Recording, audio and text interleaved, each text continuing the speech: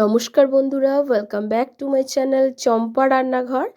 আজ আমি আপনাদের সঙ্গে শেয়ার করব ফুলকপি আর মুসুর ডাল দিয়ে দুর্দান্ত স্বাদের রেসিপি। সম্পূর্ণ নিরামিষ, একদম নতুন ধরনের ইউনিক রেসিপি। তার জন্যে কড়াতে দিয়ে দিচ্ছি কিছুটা জল আর তার মধ্যে দিয়ে দিয়েছি লবণ। এখন ফুলকপির টুকরোগুলোকে একটু ভাপিয়ে নেব। এখানে অবশ্যই ফুলকপিগুলোকে একটু ভাপিয়ে নেবেন। প্লিজ বন্ধুরা, প্রথম থেকে শেষ পর্যন্ত ভিডিওটি দেখবেন, তাহলে আপনারা বুঝতে পারবেন আমি কিভাবে রেসিপিটি বানিয়েছি। প্রত্যেকটা স্টেপ একদম ঠিকঠাক ফলো করবেন। এখন দেখুন, খুব বেশি কিন্তু আমি ফুলকপিগুলোকে সেদ্ধ করিনি, জাস্ট একটু ভাপিয়ে আমি তুলে নিয়েছি। আর এখন কিন্তু শীতের ফুলকপি বলে খুব তাড়াতাড়ি কিন্তু ফুলকপিগুলো সেদ্ধ হয়ে যায়। ফুলকপিগুলোকে তুলে নিয়ে একটু জল ঝরিয়ে নিচ্ছি। আর সেই ফুলকপি থেকে কিছুটা ফুলকপি আমি নিয়ে নিয়েছি। এই কটা ফুলকপিকে আমি গ্রেট করে নেব একটা গ্রেটারের সাহায্যে। হাফ ফুলকপি আমি এইরকম ভাপানো অবস্থায় রেখে দিয়েছি, আর হাফ ফুলকপিগুলোকে আমি এরকমভাবে গ্রেট করে নিচ্ছি। সমস্ত ফুলকপিগুলোকে গ্রেট করে নিয়ে ফিরে আসছি। আমার এই ছোট্ট চ্যানেলে বন্ধুরা আপনাদের সাপোর্ট আর সাহায্যের খুবই প্রয়োজন। প্লিজ সাপোর্ট করবেন আর পাশে থাকবেন। আর এখন দেখুন, ফুলকপিগুলোকে বেশ আমার গ্রেট করা হয়ে গেছে। আর কিছু ফুলকপিগুলোকে ঠিক এরকম গোটা আমি রেখে দিয়েছি। আগে থেকে কিছুটা মুসুর ডালকে আমি ভিজিয়ে রেখেছিলাম, আর খুব ভালো করে ডালটা ভিজে গেছে। এখন এটাকে শিলপাটাতে বেটে নেব। একদম মিহি করে বাটা যাবে না বন্ধুরা, খুব বেশি জল দিয়েও বাটা যাবে না, একটু দানা দানা রেখে এই মুসুর ডালগুলোকে বেটে নিতে হবে। তবে বন্ধুরা, আপনারা এই রেসিপিটা মুগ ডাল বা মটর ডাল দিয়েও করতে পারেন। আমি এখানে মুসুর ডাল দিয়ে করেছি। পেঁয়াজ রসুন ছাড়াই কিন্তু তৈরি করে দেখাবো কিন্তু আমার আজকের রেসিপি। আর কথা বলতে বলতে মুসুর ডালটা বাটা হয়ে গেছে। কতটা শক্ত করে বেটেছি আপনারা নিশ্চয়ই বুঝতে পারছেন। এরকম শক্ত করে বাটতে হবে। আর সমস্ত ডালটাই আমার বাটা হয়ে গেছে। আর দেখুন, একটু ছিবড়ে ছিবড়ে রেখে কিন্তু আমি ডালটা একটু গোটা গোটা রেখেই বেটেছি। এখন ওই ডাল বাটাটাকে আমি গ্রেট করা ফুলকপির মধ্যে নিয়ে নেব। এখন এর মধ্যে আরও কিছু মশলা আমি মেশাবো। দিয়ে দেব পরিমাণ মতো লবণ, দিয়ে দেব হলুদ গুঁড়ো, দিয়ে দিচ্ছি আদা আর কাঁচা লঙ্কা বাটা। আমি আগে থেকে আদা আর কাঁচা লঙ্কা বেটে রেখেছিলাম, সেটাকে দিয়ে দিলাম। সমস্ত উপকরণগুলোকে ফুলকপির সঙ্গে খুব ভালো করে মেখে নিতে হবে। এর মধ্যে লঙ্কার গুঁড়োটা দিতে আমি ভুলে গেছি, তো এখন একটু লঙ্কার গুঁড়ো এর মধ্যে অ্যাড করে দিচ্ছি। সুন্দর একটা টেস্ট হবে, ঝাল হবে। লঙ্কার গুঁড়োটাকে দিয়েও খুব ভালো করে আমি মেখে নিচ্ছি। এবার এটাকে মেখে আমি সাইডে সরিয়ে রাখবো। ফুলকপির কোনো রকম বড় টুকরো যাতে না থাকে সেদিকে লক্ষ্য রাখবেন। এটাকে সরিয়ে নিয়ে এখন একটা মশলা তৈরি করে নিচ্ছি। যে বাটিতে আদা বাটা আর কাঁচা লঙ্কা বাটা রয়েছে সে বাটিতেই দিয়ে দিচ্ছি লঙ্কার গুঁড়ো হাফ চামচ, দিয়ে দেবো হলুদ গুঁড়ো পরিমাণ মতো, দিয়ে দেবো জিরা গুঁড়ো, আর দিয়ে দেবো ধনিয়া গুঁড়ো। এবার অল্প জল দিয়ে এই মশলাটাকে একটু মিশিয়ে সাইডে রেখে দেব। আমার রান্নাগুলো আপনাদের কেমন লাগে বন্ধুরা অবশ্যই জানাবেন। প্লিজ প্লিজ বন্ধুরা, আমার পাশে থাকবেন আর আমাকে সাপোর্ট করবেন। খুব ভালো করে এই মশলাটাকে জলের সঙ্গে মিশিয়ে রাখতে হবে। তবে যখন রান্না করবেন এটা কিন্তু তার 15 থেকে 20 মিনিট আগে তৈরি করে রাখতে হবে। এবারে আবারও কড়া বসিয়ে রেখেছি, আর কড়ার মধ্যে দিয়ে দিয়েছি সর্ষের তেল। এখন যে ডাল আর ফুলকপিটাকে একসঙ্গে মেখে নিয়েছিলাম সেগুলোকে বড়ার আকারে আমি ভেজে নিচ্ছি। খুব সুন্দর মচমচে বড়ার আকারে ভেজে নিতে হবে, একদম লালচে করে। দেখুন, এগুলোকে উল্টে পাল্টে লালচে করে ভাজতে হবে। এই বড়াগুলো কিন্তু আপনারা শুধু শুধু খেতে পারেন, সন্ধ্যাবেলা চায়ের সঙ্গেও খেতে পারেন, কিন্তু আমি এই বড়াটাকে একটু রান্না করে দেখাবো। এইভাবে সমস্ত বড়াগুলোকে ভেজে নিয়ে চলে আসব। এই 4টে বড়া দিয়েছিলাম, এগুলো আমার ভাজা হয়ে গেছে, এখন তুলে নিচ্ছি। আবারও যে তেল আছে তার মধ্যে আরও বড়া আমি ভেজে নিয়ে ফিরে আসছি।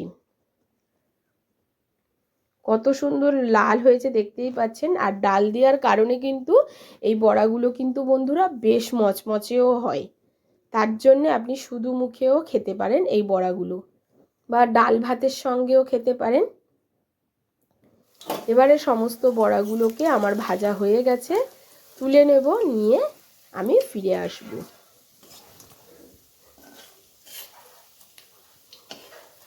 বড়াগুলো ভেজে নেওয়ার পরে কড়াতে যে তেল থাকবে তার মধ্যে আমি দিয়ে দেব আলু। আলুগুলোকে আমি কিউব কিউব করে কেটে নিয়েছি। এই আলুগুলোকে আমি ভেজে নেব। লবণ আর হলুদ দিয়ে আলুগুলোকে লালচে করে ভেজে নিতে হবে।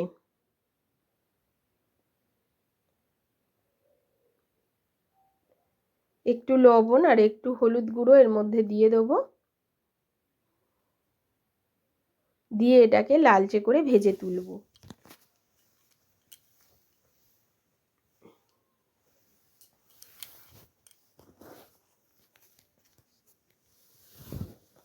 এইভাবে আপনারা ফুলকপি যদি কোনোদিন রান্না করে খেয়ে না থাকেন বন্ধুরা, অবশ্যই একবার এইভাবে আমি যে প্রসেসে আজকের দেখাচ্ছি এইভাবে একবার রান্না করে খেয়ে দেখবেন। খাওয়ার পরে কেমন লাগে অবশ্যই কিন্তু কমেন্ট করে জানাবেন। আলুটা তুলে নেওয়ার পরে যে তেল আছে তার মধ্যে ভাপিয়ে রাখা ফুলকপিগুলোকে এখন দিয়ে দেবো। এগুলোও হালকা লালচে করে আমি ভেজে তুলব। ভাজলে খেতে সুন্দর লাগে আর ঝোলের কালারটাও সুন্দর আসে, তার জন্য এই ফুলকপিগুলোকেও আমি ভেজে নিচ্ছি। একদম নর্মাল একটা সহজ সরল রান্না, কিন্তু খেতে হয় অসাধারণ টেস্টি বন্ধুরা।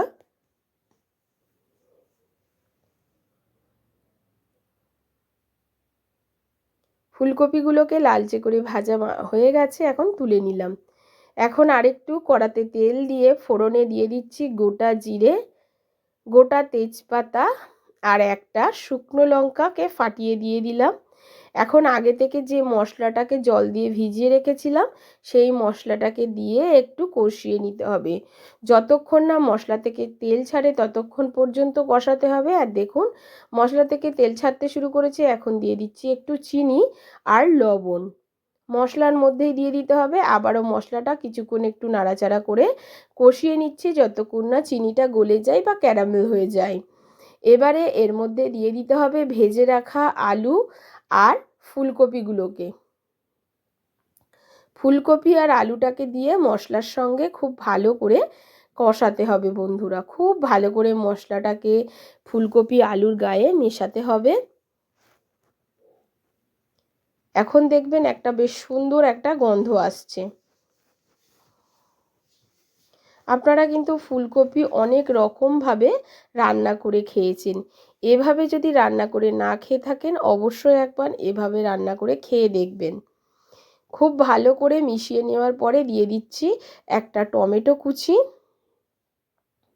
এবারে আবারও খুব ভালো করে কষিয়ে নিচ্ছি। টমেটোটাকে একটু নরম হতে দেবো। আর এখন দেখুন খুব ভালো করে কিন্তু ফুলকপিটা মশলার সঙ্গে আমার কষানো হয়ে গেছে, তেলও ছাড়তে শুরু করেছে। আশা করি বুঝতে পারছেন।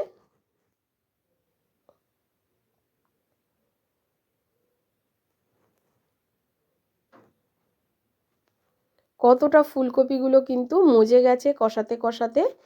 আর আলুও কিন্তু 80% মতো সেদ্ধ হয়ে গেছে। এখন এখানে পর্যাপ্ত পরিমাণে জল দিয়ে দেবো। একটুখানি জল দিয়েছি, আরও একটু এর মধ্যে জল দিয়ে দেবো। একটু ঝোল ঝোল করতে হবে। আর তার মধ্যে দিয়ে দিচ্ছি 3-4টে চেরা কাঁচা লঙ্কা।